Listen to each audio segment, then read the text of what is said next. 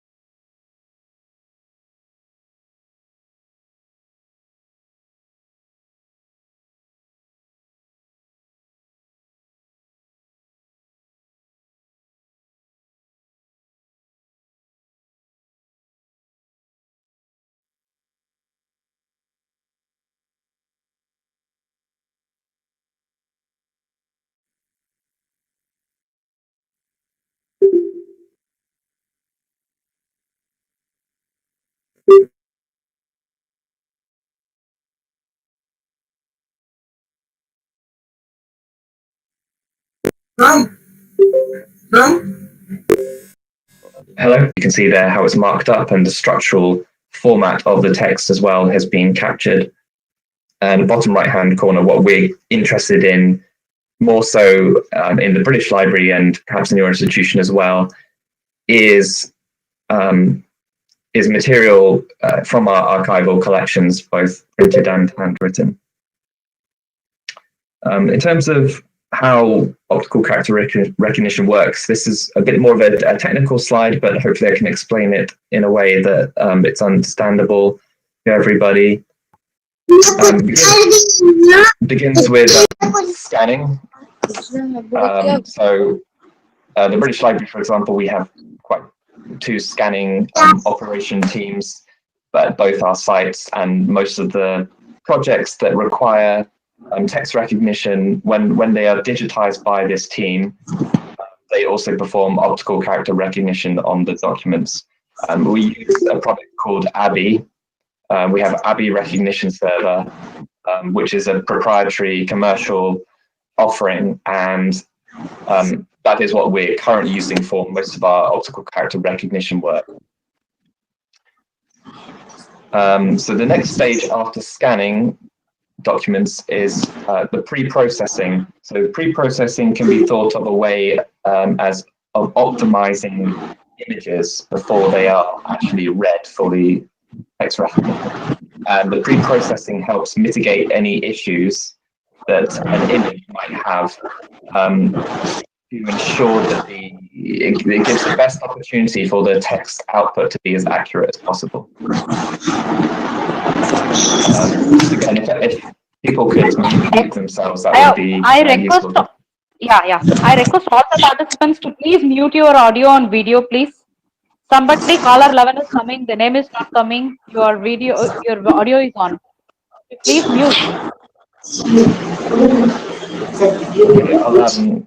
Okay, I'll pick up where I left off, which was pre-processing. So one aspect of pre-processing, which most OCR systems use, is something called binarization. This is the process of turning color images or color scans of images into black and white. And by turning it into a black and white, or what we might call bitonal image, it more clearly distinguishes text on the page from the background. So that helps an OCR system which is looking for where there is text and where there is not text, and it helps it more clearly define the textual characters on the page. So there's binarization. There's something called noise reduction, which can otherwise be thought of as despeckling, and that's a tool that's often built into OCR systems which can remove background interference. So you might have an image that contains that is a bit aged and contains some marks or signs of age, but these tools can actually reduce the impact of that as it shows in the image. And again, if you had an image that contains a lot of background interference, an OCR system might accidentally and erroneously read that as textual characters, when in fact that's just background interference. So by being able to remove that, again, it just helps to leave only the text on the page for the OCR system to recognize. Skew correction, so often we have pages or scans of pages where the text is not perfectly horizontal on the page, and a lot of OCR systems have an automated correction system which helps the software, and the software is looking really for the most horizontal line to read across. So that is another tool which we use to help text recognition software to recognize the image. So this is an example of a noisy image, and you can see there is some kind of ink transfer there and blottiness on the back of the page, and we don't want the system to read that. So there is a tool that can be used to actually remove that without removing the text on the page, and an example there of a skewed image that can be corrected. So the next phase after this pre-processing is actually the page layout and analysis. So it's really important to try to read a page of text. Let's imagine we have a page with 2 columns of text. We want the text output from the OCR software to be able to produce a result that represents the original layout of the page. So we want the first column displayed correctly and the second column displayed separately. And this helps to preserve the reading order of the text. So I know that this cutting edge technology for OCR is able to read the text at this point. Once it's been segmented into lines, it can read the whole line of text without having to segment further down into individual words. But the older OCR methods would still segment by word and down to character level recognition. And at character level recognition, just introducing 2 more technical terms here, there is something known as feature extraction or pattern recognition. Pattern recognition is a bit more clever than pattern recognition.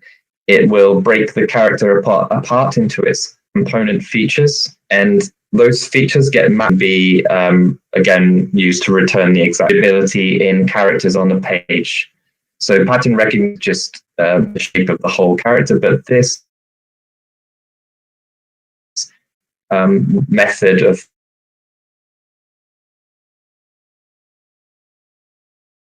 features where the same character has been written in a slightly different way, that's all. Contextual verification is the last step of the OCR software process.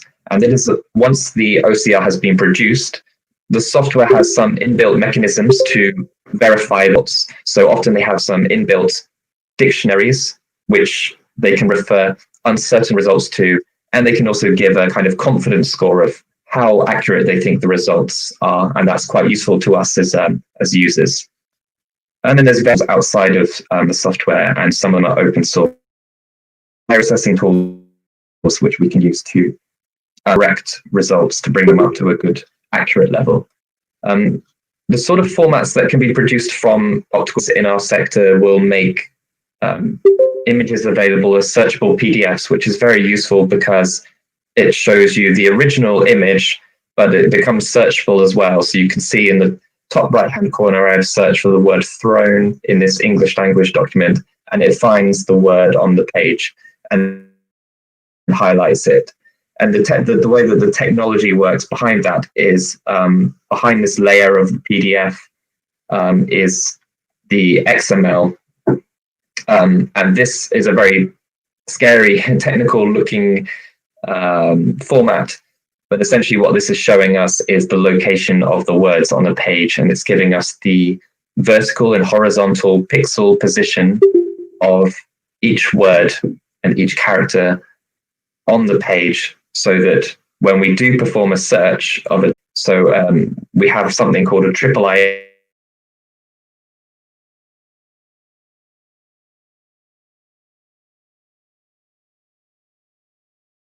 image viewer, and it's a place where, specifically in a schema called Auto XML, it's retrieving information quickly is certainly one of the main benefits for OCR. So one of the main benefits for OCR. So here we can see an image of one of our Bangla books within the image viewer that I was just describing. And when this is full text searchable, there would be a keyword search option whereby a user can search across all of the pages in this document, and their search will direct them to the page where their search term appears. So that, as you can imagine, is very useful to people. It brings them to information far more quickly than it would if they had to read the benefits of this technology. Another one would be unlocking content for large-scale analysis. And this sits more with digital researchers and those that work within what we call the digital. So those are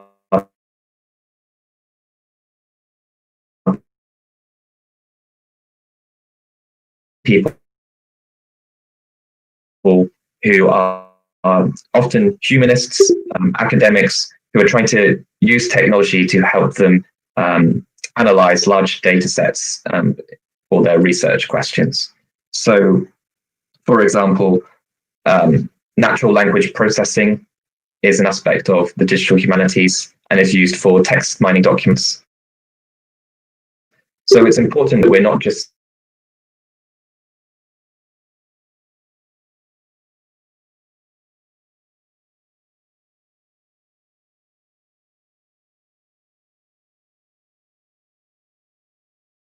making them available online as data sets from the OCR. So these digital humanists, they want to be able to use all of the text files or the XML files. And it's important, like I said earlier, that the text recognition doesn't just recognize the text accurately, but also the layout of the text on the page. That means that, let's say we had So yeah, again, this is not possible through just close reading. So how do we measure success? It's something called the character error rate or the word error rate. OCR is not perfect technology yet. For English language items, often it's quite close to perfect. With some systems, it can achieve 99% character accuracy or above. For non-Latin languages and Indian scripts, it's quite challenging, actually. The word error rate is always going to be higher than the character error rate. So you might have just one character that is incorrect, but that one character can appear in many different words on a page, specifically if it's a vowel in English, for example. So that means that every word that contains that character that is then therefore misspelled is considered an error, and that's why the word error rate is higher than character error rate. I like this quote, which reads as, usually the quality of the OCR text says more about the condition of the original materials than it does about the performance of the OCR software. And I think this is an old quote from 2008, but I think it still holds true, that the greater impact on the OCR performance is more likely to be the quality of the original materials than the OCR software itself. And usually the way of finding that out is to use the same set of materials and put them through 2 different or 3 different OCR softwares to compare the results. That's the one way of discovering which OCR software is better. But what we found in our experience is usually the condition of the material is the primary reason that's going to affect the results. And if it's not in good condition, or it's blurred, or the text is quite faint on the page, that's really going to impact the quality of the results. And I mentioned that English is easier for systems to read than if you have manuscript in good condition, then that's going to require a lot more work to try to get good results from. Generally speaking,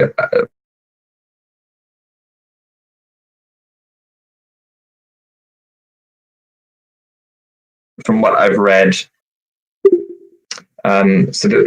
getting onto the specific challenge of scripts with OCR, non-Latin scripts not widely supported by leading providers.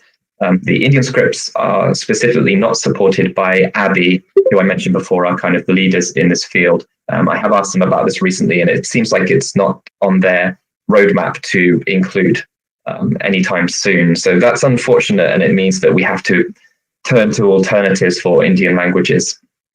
Another reason why Indian languages, for example, and scripts can be more challenging than the Latin scripts are that they contain often extensive alphabets with what are essentially more complex character forms than English, varied historical, and then with archival material, library collections, we're all familiar with older material and varied historical fonts. These all contribute to the complexity for OCR systems that trying to recognize archival type collections. A lot of alphabets, modern dictionaries, and therefore if we're working with older material, they simply haven't been trained to recognize that a lot of the time. So usually we see that the more modern the material, the better results. There are different ways to overcome text recognition challenges, and you might be interested in some of these. Certainly one available resource is the Impact Center of Competence. So this is an initiative that has been set up to improve accessibility of historical printed text and is innovating in technologies. Their website presents free tools for pre-processing, for post-OCR correction and evaluation of OCR results. There's a project out of Germany, which is a collaboration between several German institutions, which again is doing really good work around trying to set up a kind of best practice workflow for OCR. tools and projects specifically around, they're trying to develop the whole area of layout analysis and trying to improve that. One thing which I'll just move on to in a moment is creating something called ground truth, which are known as perfect transcriptions of a document. This has to be done manually, but it's very useful to create ground truth to then train OCR systems. And that's something that we've done at the British Library. And we ran a competition as well as part of the ICDAR conference. ICDAR is the International Conference of Document Analysis and Recognition. It takes place every 2 years. And I would recommend it if you are interested in, if you have a collection, for example, that you want OCR created for, you can take part in this competition, and it invites people from across the world, specialists in OCR technology, to use their tools on your material. And at the end of the competition, a report is written, an analysis takes place, and you can get an idea of what systems out there are available for your material and give you a better indication of if you want to move forward with any of those partners in the future. So I've got a slide after this, I think, on that to talk to you about what we've done with the OCR competition. And then, I think it's important to make any ground truth transcriptions you do create available as openly licensed data sets that specialists can download and use to train their systems. And that can lead to interesting partnerships and collaborations. There are various crowdsourcing efforts that take place as well. So you can consider crowdsourcing your OCR creation, your ground truth creation. Projects that have done that include the three mentioned here: Transcribe Bentham, Transcribers web platform, and the British Library's In the Spotlight project. I've already explained a little bit about 2 Centuries of Indian Print project, so I'll skip over this quite quickly. But our specific need was to both digitize and try to extract the text from a range of South Asian printed books, predominantly Bengali books, but also Assamese and Sylheti. And these are mainly books from between 1713 and 1914 that cover a range of interesting, diverse topics. And as well as the books, we had some catalogues of printed books in India that were digitized at the British by the British Library. So the initiatives that we've undertaken with this specific 2 Centuries of Indian Print collection are the ICDAR conference, both in 2017 and 2019. We partnered with a very interesting laboratory called the Prima Research Lab out of the University of Salford in England. And they are experts in OCR analysis. So this is just an image here of one of our pages from the Bangla books. And you can see how we have marked up different elements on the page where there is a paragraph of text, where there is an image.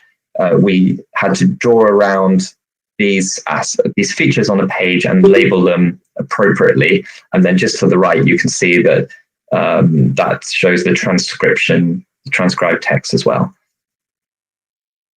So for this competition, over the 2 competitions, we've had 23 institutions take part from 8 different countries, half of which were from India. And we had entries from computer science departments, private industry as well entered, Google, Microsoft, others. And the process that we used, and again, I would recommend this ICDAR OCR competition approach if you do have a collection. You firstly need to select images from the collection that you want OCR for. You want to be able to select a representative range of materials, so different layout styles of pages where the font and the typography changes within the collections to really get together a comprehensive data set that fairly represents the collection.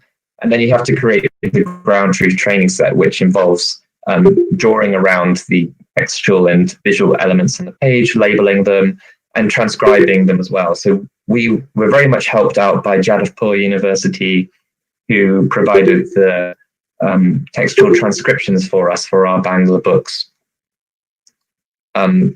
We then gave all of this information to the entrants of the competition, and they used that to train their ground truth systems. They perform OCR. We then gave them more images from our collection. So we gave them images which we hadn't transcribed. We just gave them the raw TIFF image files.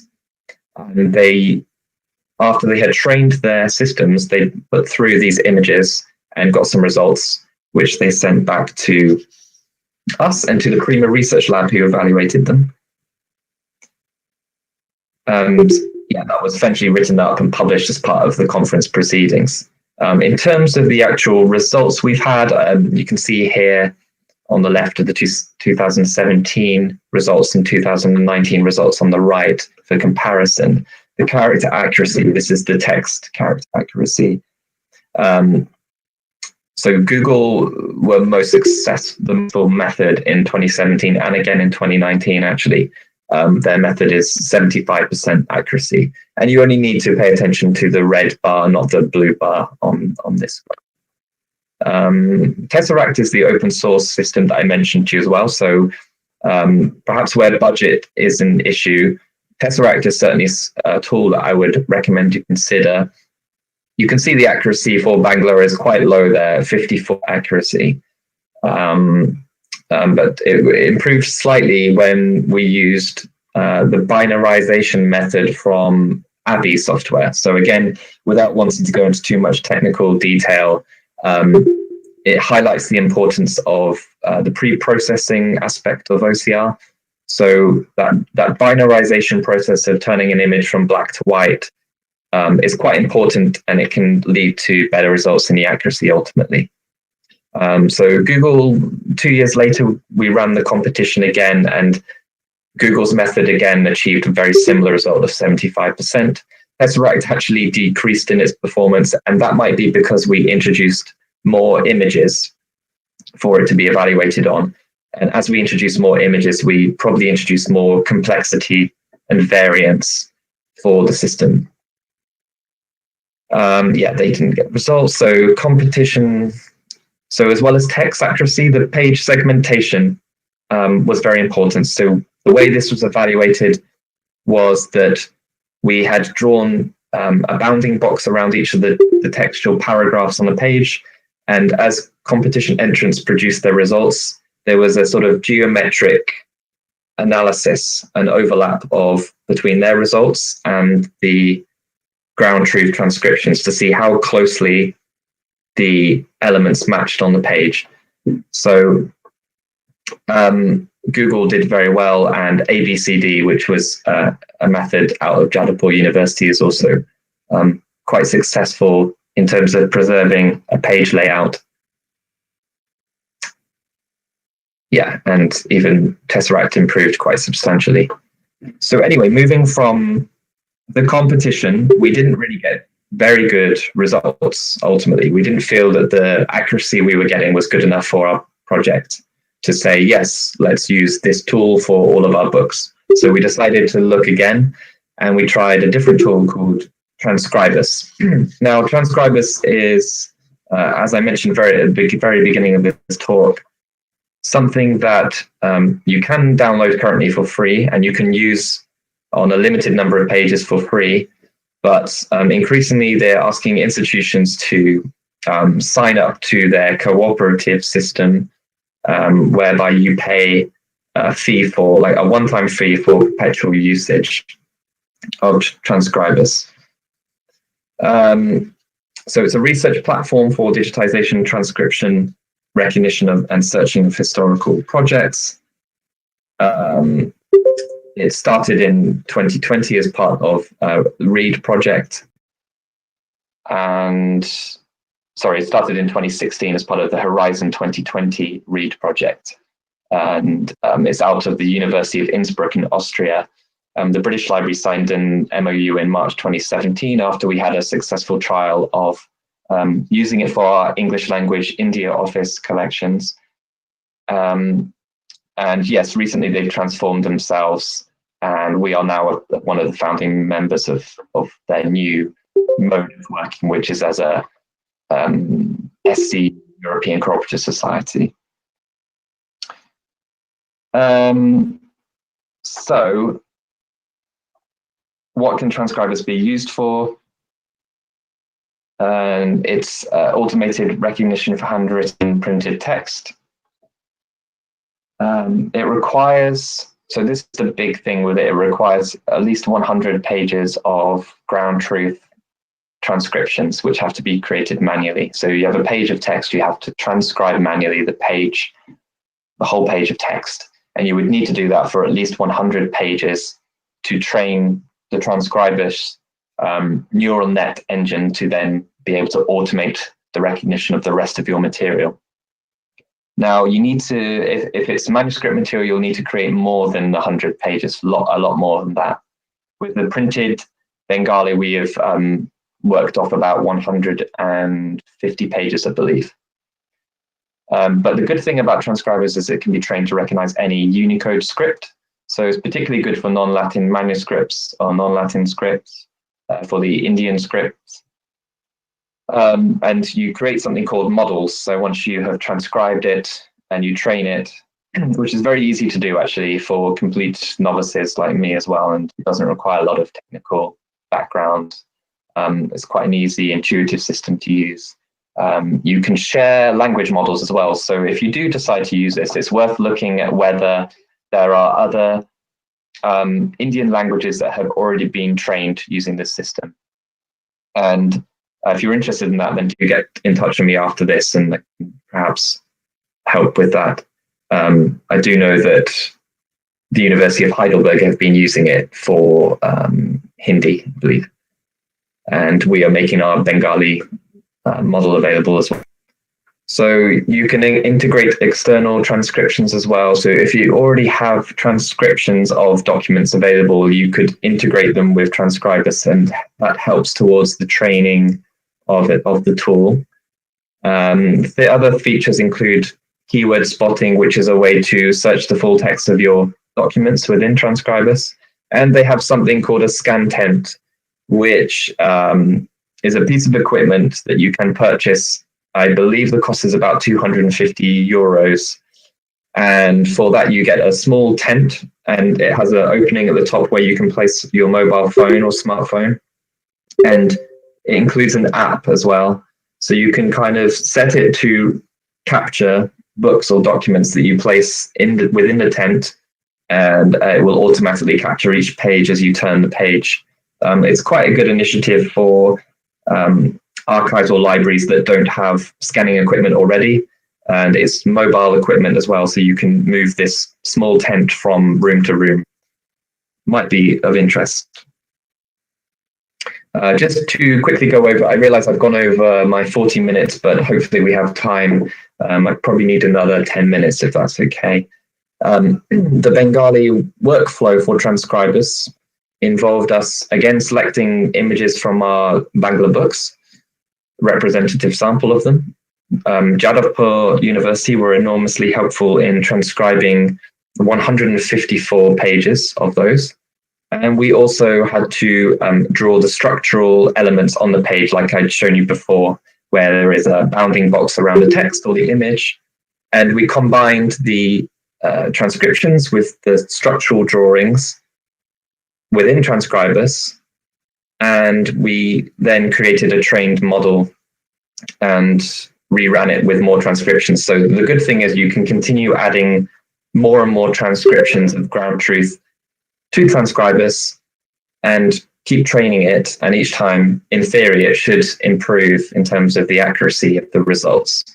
So it has some inbuilt mechanism and tool for actually computing your results as well, which is quite useful.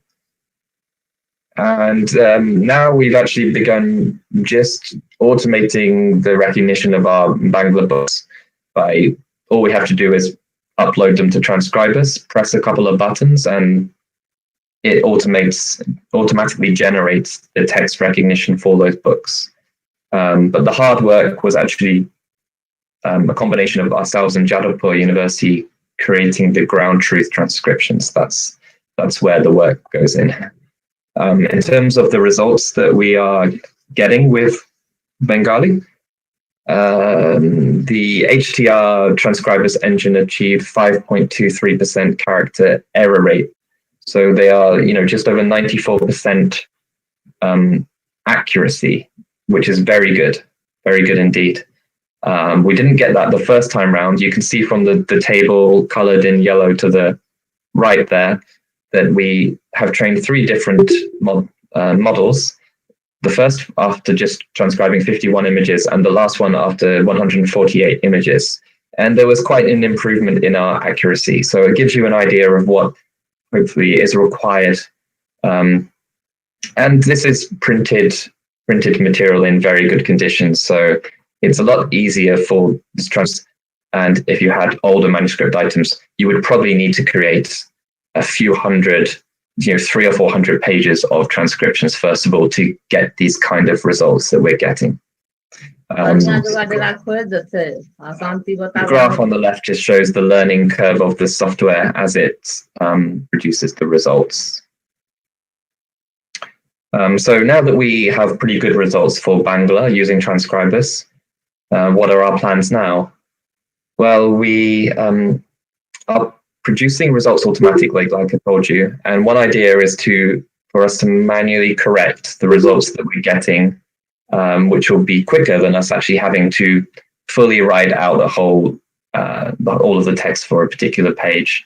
So if we upload a page, automatically recognize it, it's going to be probably, let's say, 90 to 95% accurate. If we can correct that to ensure that it's 100% accurate, then we can use that 100% accurate transcription to train transcribers again to keep improving. So it's a continuous cycle of improvement that we can think of. Use models to automate OCR for all 2 centuries of Indian print Bengali books. Yeah, so this is introducing some jargon from the British Library here. DAMPS is our digital asset management software. It's our repository.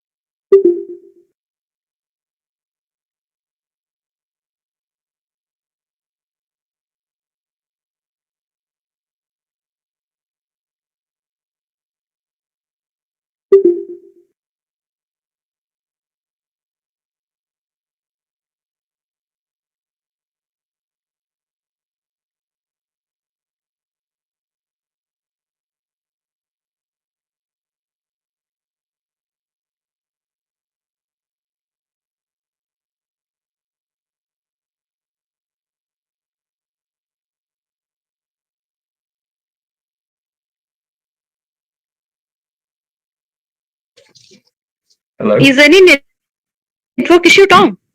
Can you hear me? Yeah, we hearing your voice. I'm very sorry. Yes. It seemed like the connection dropped. I'm not sure at what point you lost me there, but I'll just pick up from this slide, I think, because I realize I'm going over time. Yes, just to cut to the chase then, the main benefits and challenges of transcribers are that it's very easy to use. You can manage an entire workflow from uploading images to creating the ground truth, to running the text recognition and exporting the results in the format that you require. You can do all of that yourself, and it's very easy to learn how to do it. They have a quite comprehensive guidance on how to use it. So it works as well. So we found, and we know that other libraries, from attending the Transcribers conference, we've heard many talks from libraries of them saying how successful Transcribers has been for them. And it's quite possibly the best option for handwritten text documents. But as I say, we've used it for printed Bangla and it's worked very well. You can tools which saves work.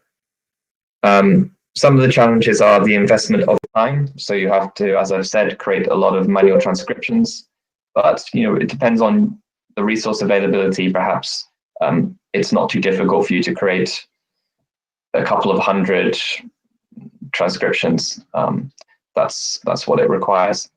And then some more technical elements here about baseline. So you can automate the drawing of lines under each line on the page. You just have to be careful about that working when you're importing external transcriptions. And there's different practices when you're using it about version control you have to be aware of. But yeah, it enables you to label your work when you finished it and mark it as complete. And then you can, that helps you manage the whole system. Yes, the integration with the image viewers of the British Library. This is a closer look at the what we call the IIIF compliant image viewer. It's keyword searchable. You can, if other libraries are using the same technology, it's possible to pull in images from their digitized collections and view them side by side against the digital collections that you have. You can download pages as JPEGs or PDFs as well. It includes citation, export, and license terms as well. So that's what we are working towards with the Bangla books at the moment. We're actually testing whether the full text search works within our system of the Bangla books at the moment from the OCR that we've produced. But then moving on to the last few slides. So another use of OCR isn't just to make something full text searchable. It's, as I said, for digital humanities to be able to extract information from OCR text and use it creatively and or in interesting ways. Something we did was OCR, a catalog that contained metadata of books published in India in the 19th century. And these catalogs contained information about the location of printers and publishers, of course, the name of the book, the author, the date it was published, etc. It also included the street address of the printer, which we found interesting. So after we OCR'd this and exported it, we were able to, we had to do some manual cleaning of the data in Excel. But yeah, we got the information OCR'd in quite a structural format. So we were able to upload the OCR that we had in Excel format to a platform called Tableau Public. And Tableau can be used for data visualization. We used it to create a map showing the location of book printers in Calcutta in specifically the year 1867 to 68. So this final view that you can see here was only possible because of OCR. It includes a few thousand records of books, and we were able to aggregate the data. So for each printer, we could see how many books that they printed in that year from the catalogs, how much the books were sold for. And we've even linked from this map into the catalog, the British Library catalog, so one can follow through all the way to the digitized book itself that's available through our catalog. So yeah, it was quite a nice use of OCR. We've made the data sets that we've produced from optical character recognition available through the British Library's research repository, which is an open source repository. You're very welcome to go to this address, which is bl.iro.bl.uk. And within this, you'll find lots of digitized images and derived data sets from digitized British Library collections, which include the 2 centuries of Indian print Bangla books. We've made available the OCR results from that. So again, if you actually know anybody or you yourself are working with OCR systems, you're very welcome to find this, download it, and use the training transcriptions that we've created for your own system. And then just another initiative, another way of trying to engage our sector with OCR has been the workshops that we've conducted in India. So that you can see photos of Jadavpur University and the Asiatic Society of Mumbai. So these are where we were running some practical sessions around the use of optical character recognition.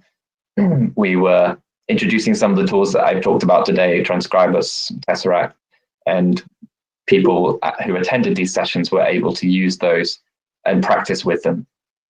So it turned out that they found that the most interesting part of the workshop itself, this practical activity. So that's something that we think we will continue with if we are able to run future workshops in India and South Asia more generally.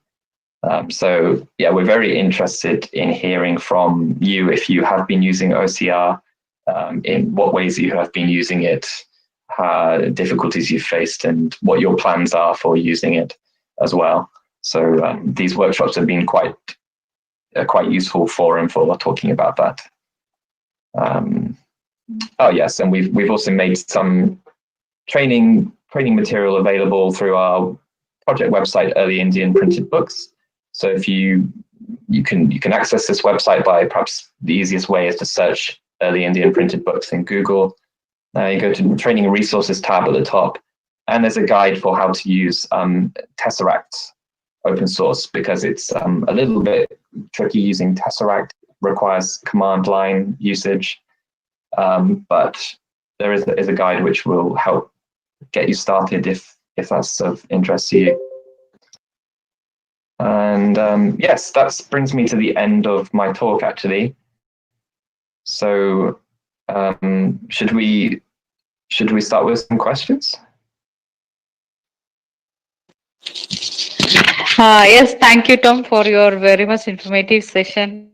We really enlightening with the many information about the development of printed Bangla OCR.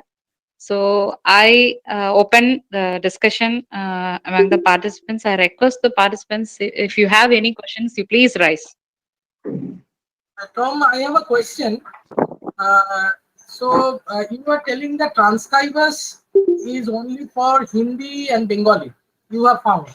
But is there any possibility of using the transcribers in other Indian languages? What is your opinion? Yes, absolutely. Sorry, I didn't explain that fully at the time, but transcribers can be used for pretty much every language. However, the key thing that you need to do is to manually train it first. So hopefully I made that clear when I was talking, that you have to create manual transcriptions. I've discovered in the past some people have misunderstood, and they think that they can just upload the images to Transcribers and click a button and for it to work straight away. But if you have some material in whatever Indian language it is, it's definitely possible for you to be able to have that recognized by Transcribers. But first of all, you will probably need to manually transcribe some of those pages, at the very least 100 pages, I would think. Then you train Transcribers, which is easy to do. And after you've trained it, then you can start uploading more and more images, and then you can just click automate. You can press a few buttons. Does that make sense, what I've said? Yeah. What is the success rate actually? Can you tell us that what is the success rate we can achieve? Yeah, it's very high for printed Bangla, we found. So 19th century printed Bangla from our books, it's about 94% character accuracy, which is definitely good enough for us to use, for us to say, yes, let's use this, let's automate at this level of accuracy. And it can be used then for other systems. So we can use that for the full text searching online of our books. It's going to ensure that people who are searching our books are going to find most cases of the words they're searching for. And it's good for those digital humanities practitioners as well, who require accurate information, because they don't want to base their research on a data set that's full of errors. So we have to give them confidence that the OCR accuracy is high. So yeah, Transcribers is the best that we have had. It's the best result. Tesseract open source, they're improving it all of the time. They're always releasing new versions. They have a team, they have developers who are always working on that. So that's something that you can also download for free and try.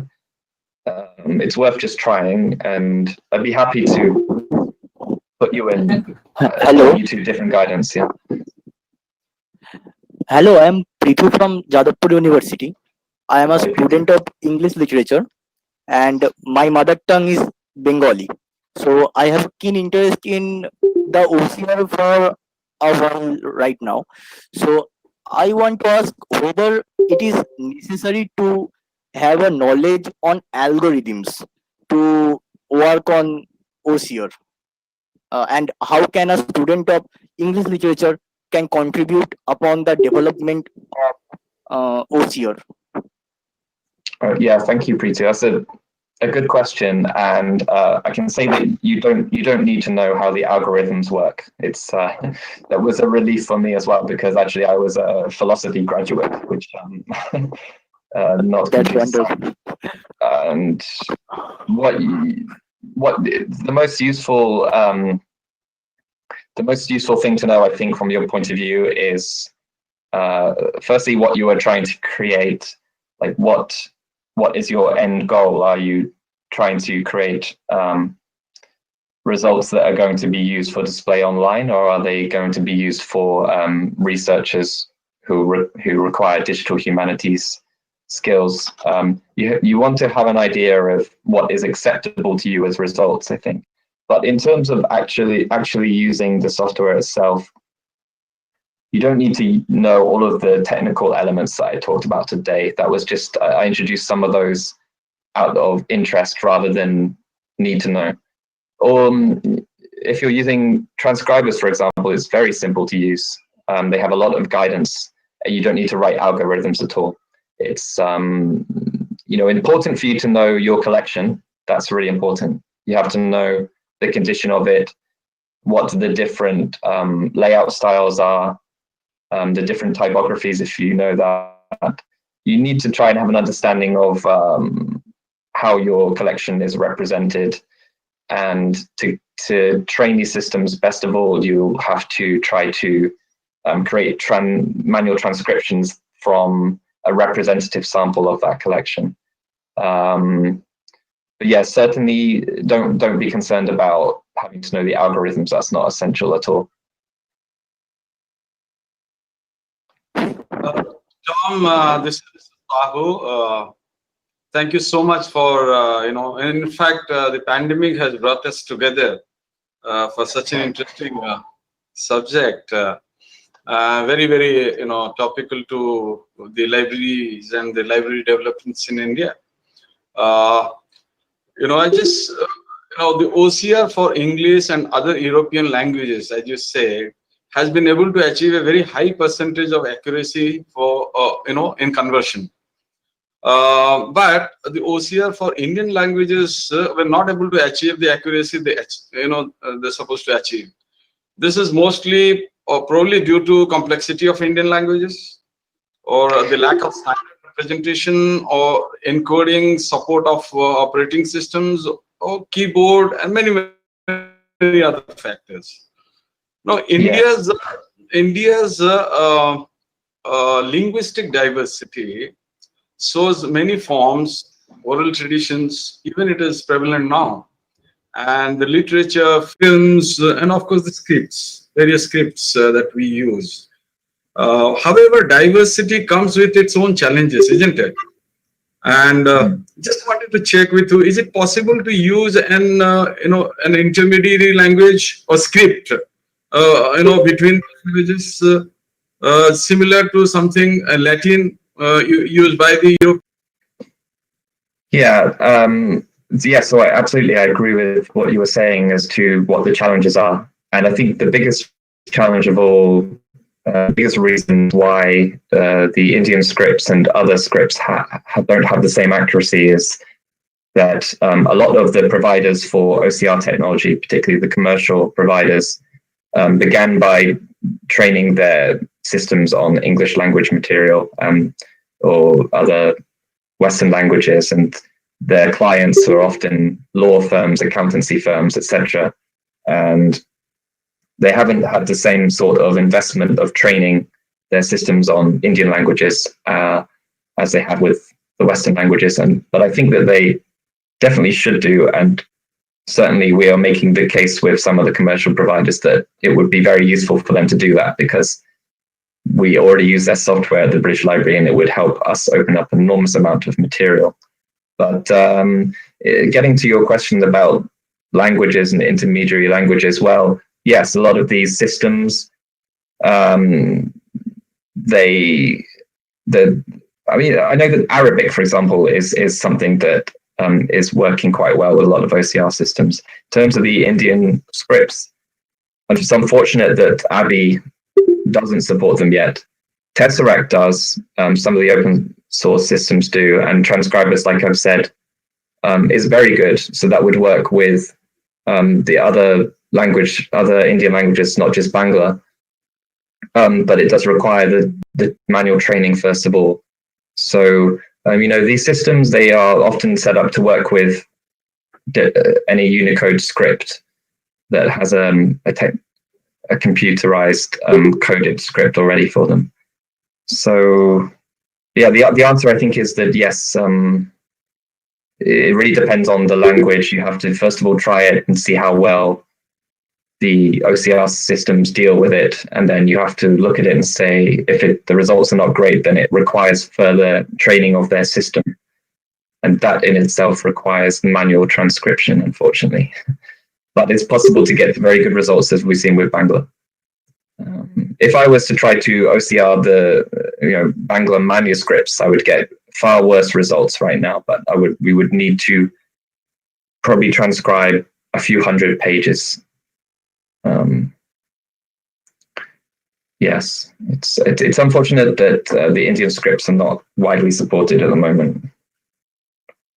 The one challenge that we face today, India on the brink of digitizing lot of this archival material available, and something when we float a tender for doing this for different Indian languages using the OCR software, most of these vendors shy away, saying, please restrict it to in the English language.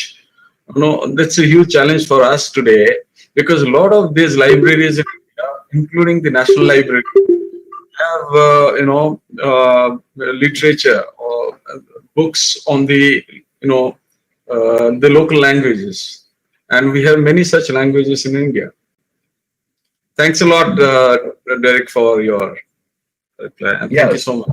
Thank you. I think as well you could consider getting in touch with IIIT Hyderabad, Indian Institute of Technology Hyderabad, because they're doing Professor Jawhar there is doing some good work with OCR of all Indian languages. He's from their computer vision department.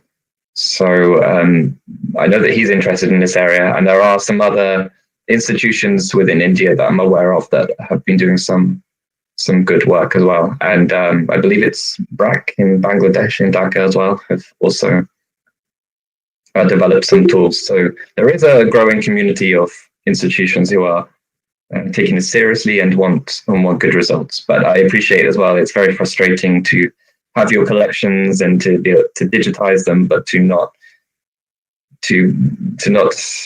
meet with this kind of frustrating restriction of not being able to extract the text. But one thing that we would like to do with our project is make available the results and the training material available to you. And if you do have Bangla material and you end up using Transcribers, then please do consider using the trained model that we have created. If you have printed Bangla, it might save you a lot of time and effort, so you wouldn't have to create a lot of manual transcriptions.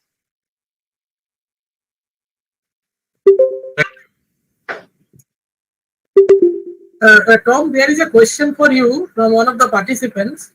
How OCR can help visually impaired users? So, well, I certainly know that when it was first developed, the technology, I think I mentioned this, its primary purpose was actually to help the visually impaired, because they created a device that could be scanned across a page of text, and as it read each character, it produced a different tone tonal sound, that the person was able to detect and understand what they were actually reading from that. So another kind of offshoot of this technology is text-to-speech as well, which is where systems can read the text on the page and convert that into audio. So that might be a solution. It's not an area that I've worked within or know an awful lot about, so I'm probably not very qualified to talk about it. But yeah, text-to-speech technology is related to this.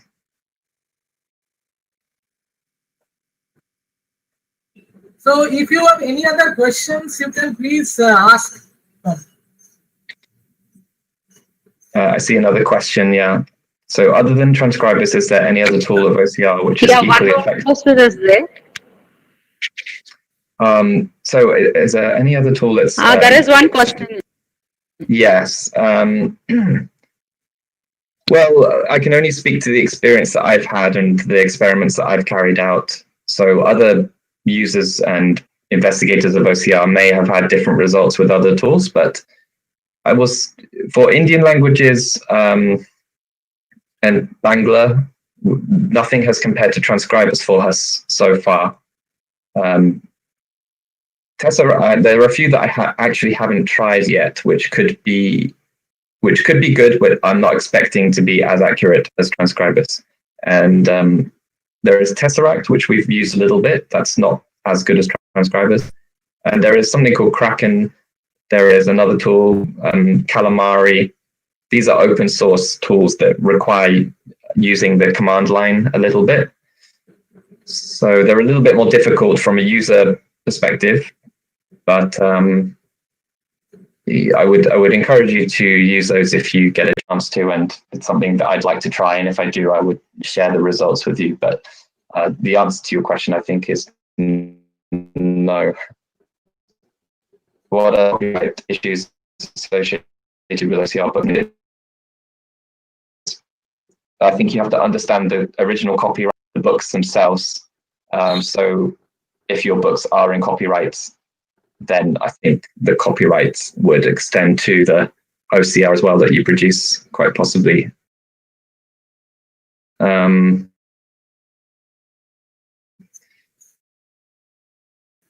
Yeah. Again, I don't know a lot about this area because the books that we've been digitizing and OCRing are actually in the public domain. But yeah, I think you would. I'm not sure if you have a team at your library or your institution who looks specifically into copyright, but what we try to do at the beginning of each of our digitization projects is to assess the copyright restrictions and assign kind of access and reuse restrictions on data sets that are produced from our digitization project. So we have a team that looks after that. But yeah, I think that you'd want to be sure of what are the original copyright restrictions in the material, first of all. Sorry, that's not probably not a conclusive answer. So if you have any other question, you can ask. You can ask, and you could also email me afterwards as well. I'm happy to take emails. I think the idea of sending through email is better. You can close the meeting. Yes, sir. And one announcement for all the participants, there is a link I have shared. The link will be active for 1 hour. You just fill it up for your certificate. Okay, later on you don't correspond for certificate. Thank you, Dr. Patu. So now we are in the concluding session. I request Mr. Akhlaq Ahmed, the Assistant Library Information Officer, to deliver the vote of thanks. Thank you, Gajlashmi. On behalf of Director General and on my own behalf, I thank Mr. Tom Derrick, share his rich professional experience and nice webinar on development with optical character for Bangla at the British Library. I also thank the staff of National Library and all participants who spared their valuable time and attended the webinar. And a special thank to the convener, our Director General, National Library and Joint Secretary Ministry of Culture, Sri PL Sao sir, and Officer on Special Duty, Sri KK Kuchokosi sir, and my colleague Dr. Partha Sati Das and Srimati E. Gajrashmi to organize the webinar successfully. Thank you. Thank you. Thank you so much. All the Thank you, Tom, participants, once again. all the participants, the meeting will be active for 1 hour. There is a link. You please get it filled and submit within 1 hour. Okay. Thank you. Thank you so Okay, much. thank you all. Thank you so for much, having sir. me. Thank you, sir. Thank you, Tom. Thank you. Thank you. Yes, it was a pleasure to speak to you all. Thank you.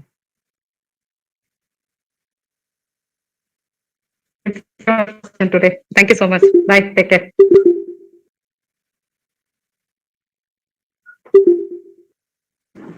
Again, thank you, Tom. We'll meet a lot of gap after 2 years. Thank you. Yes.